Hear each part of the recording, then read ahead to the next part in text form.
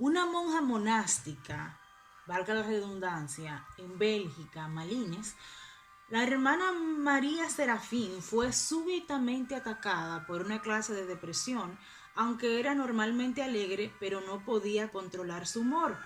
Se sentía oprimida, como embrujada por una sombra invisible que la perseguía donde quiera, que iba a menudo, sentía esta invisible presencia tirando de su escapulario y una pesada carga que presionaba sus hombros, especialmente el hombro derecho.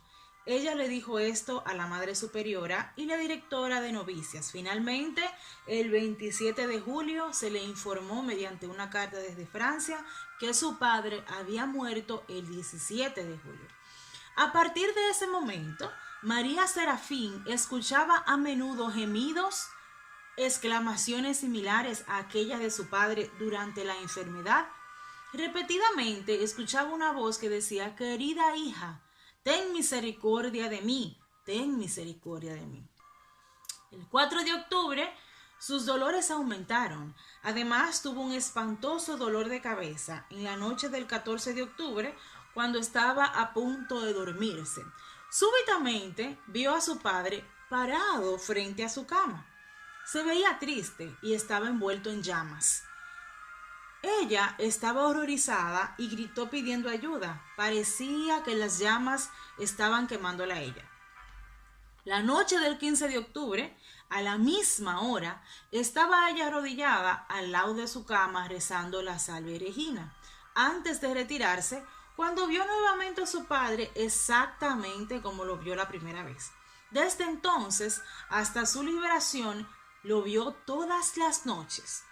Cuando se apareció la segunda vez, pensó que su padre pudo haber cometido alguna injusticia en los negocios. Porque ustedes saben que quien está en ese nivel de llamas en el purgatorio debió haber hecho cosas bastante desagradables. Pero en respuesta a su pensamiento, no, no soy culpable de injusticia, le dijo él. Sufro por mi incontinua impaciencia y por faltas que no puedo mencionar. Ella preguntó si él no había sido aliviado por medio de las misas que su familia le había ordenado, y él dijo que sí. Su alma se aliviaba cada mañana con un refrescante rocío, pero no era suficiente. Necesita estaciones de la cruz. Cuando se le preguntó qué sentía durante las apariciones, la hermana dijo: siento como si escuchara un susurro y súbitamente veo a mi padre. Su aspecto me fascina, tanto que olvido dónde me encuentro y únicamente lo veo y lo escucho a él. El 16 de octubre se apareció nuevamente. Se había instruido a la hermana que dijera: todos los buenos espíritus alaban al Señor. Al no recibir ninguna reacción, pensó que se trataba de un demonio, pero leyendo los pensamientos su padre dijo: no, yo no soy un demonio. Ella contestó: entonces di conmigo: alabado sea Jesucristo y María. Él repitió esta oración jaculatoria 2 veces.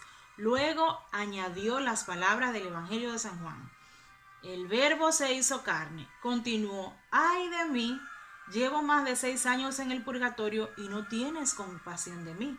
Ella replicó: pobre padre, ¿cómo puedes decir esto cuando hace apenas 3 meses que falleciste? Él respondió: no sabes lo que es la eternidad. El alma, una vez ha visto a Dios, se consume en un ardiente deseo de permanecer en su presencia. Después fue liberado. Vamos a empezar con la primera parte de la anécdota, donde ella era una persona alegre y de un momento a otro siente pesadez. Eso sucede en muchas familias que no saben. Yo supe del caso de una muchacha que su abuela murió a los 15 años, cuando ella tenía 15 años, y ella no podía dormir, le alaban los pies, le alaban el cabello, escuchaba gritos, y era específicamente porque su abuela se encontraba en los tractos más bajos del purgatorio, porque ella no la había perdonado. Después ella se soñó con la abuela que le dijo que la perdonara, y ella la perdonó, y otras personas después se soñaron que la abuela estaba en un buen lugar.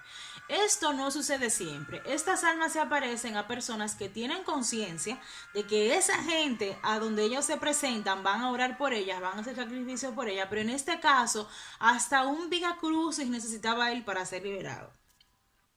Y le dijo claramente, yo no estoy en el purgatorio por injusticia, yo estoy en el purgatorio por impaciencia.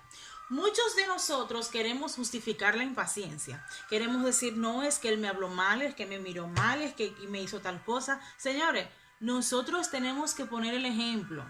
Pero más que todo porque entendemos que miren con qué fuego esta alma tendría que purificar su pecado. Ustedes se imaginan nosotros que por lo general no tenemos conciencia del mundo espiritual y mucha gente que vive irritándose todo el día, que siempre está malhumorada, algunos ni siquiera llegan a salvarse, porque realmente si poco aman, poca oportunidad tendrán de salvarse. El que mucho ama, entonces muchísimo más alto estará en el cielo. Pero la cosa es que a esta hermana le daban dolores de cabeza y sentía una carga pesada en los hombros. También esto se da en muchos casos espirituales. Personas que van mucho al médico y no saben lo que sucede y evidentemente que el médico no le va a preguntar, ¿se te ha muerto algún familiar últimamente para ponerlo en historia clínica?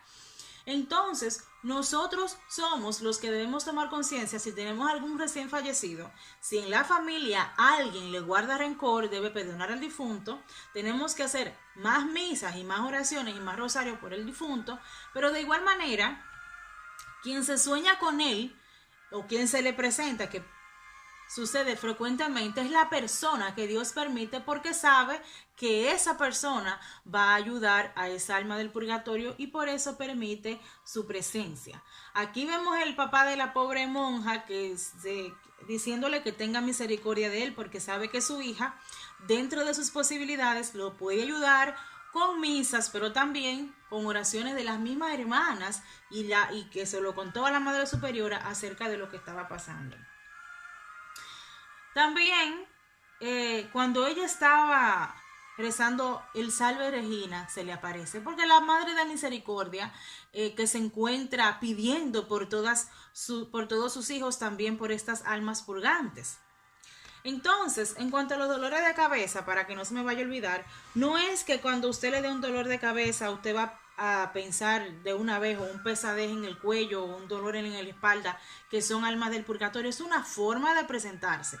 Pero yo como doctora tengo que decirle, tiene que buscar primero descartar cuáles son las posibilidades de dolor de cabeza, vaya al neurólogo en caso de que el médico general con un hemograma o hacerse una tomografía para descartar una enfermedad, entonces pensamos que podría ser alguna carga de un alma errante, porque estas almas errantes se encuentran en los estratos profundos del purgatorio.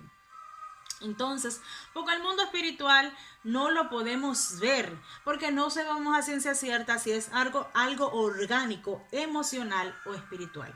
En dado caso, siempre tenemos que pedirle al Señor por las almas del purgatorio y especialmente con nuestros padres. Ustedes saben muy bien que cuando nuestros padres, nuestros abuelos, las personas que vienen de manera lineal en nuestra herencia son liberadas, nos liberamos nosotros también porque venimos de esa sangre, de esa generación. Entonces, mis hermanos, también comprender que aunque en nuestras iglesias no hablen de las almas del purgatorio, no prestan atención en las almas errantes, pedirle al Espíritu Santo que nos dé la forma de cuando vayamos a hablar del tema a una gente, no diga que le tiene miedo o diga que es algo absurdo o diga que es algo que pasó de moda, porque ellas siguen sufriendo. El mismo Pío de Pietrelcina decía, tenemos que rezar hasta vaciar el purgatorio, tenemos que vaciar el purgatorio con nuestras oraciones. Entonces vamos a rezar por nuestro entorno, por las almas del purgatorio de nuestra familia, y más cuando estamos enfermos, porque no sabemos si ellas pueden ser causas de nuestras aflicciones físicas y emocionales. Que el Señor los bendiga y los guarde.